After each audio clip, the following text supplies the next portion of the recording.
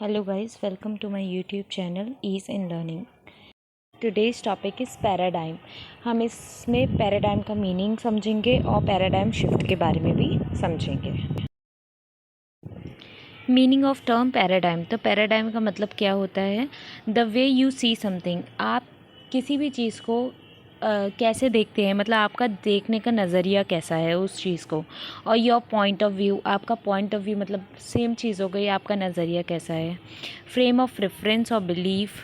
The way we understand and interpret the world. It's like a map in our head. Now coming to definition. According to Thomas Kuhn, the structure of scientific revolutions. तो ये definition Thomas कुहन ने दी थी. And second is according to Adam Smith, power of the mind, a shared set of assumed facts watered to the fish. A paradigm explains the world and allows us to predict its behavior. When in the middle of the paradigm, it is difficult to imagine any other. आप ये दोनों definitions याद कर सकते हैं और आप अपने आंसर में इन्हें इन्वॉल्व कर सकते हैं. Now coming to paradigm shift. तो पैराडाइम शिफ्ट क्या होता है?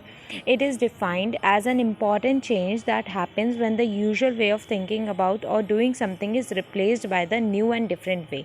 जब हमारा सोचने का नज़रिया, मतलब हमारा ओल्ड कॉन्सेप्ट जो है वो हमारे न्यू कॉन्सेप्ट से रिप्लेस हो जाए, तो उस समय क्या आता है? पैराडाइम शिफ्ट आता है. और अगर हम एजुकेशन में बात करें पैराडाइम शिफ्ट की, तो वो क्या है? ओल्ड करिकुलम को अगर हम न्यू करिकुलम से रिप्लेस कर देंगे तो वो पैराडाइम शिफ्ट इन एजुकेशन होगा. अब डेफिनेशंस ऑफ पैराडाइम शिफ्ट देख लेते हैं. A paradigm shift is a transformation from one organising theoretical perspective to another. Paradigm shift is also called a revolutionary science. Paradigm shift को हम क्या कह सकते हैं? रिवॉल्यूशनरी साइंस भी कह सकते हैं. और ये लास्ट डेफिनेशन भी आप यहाँ से देख सकते हैं. पैराडाइम या पैराडाइम शिफ्ट से रिलेटेड क्वेश्चन आता है तो आप ये कोहानियन पैराडाइम शिफ्ट को भी एक्सप्लेन करके आइएगा. तो इन्होंने एक साइकिल दी थी जिसमें मैं एक एक टर्म करके आपको एक्सप्लेन कर दे रही हूँ. सबसे पहले प्री साइंस.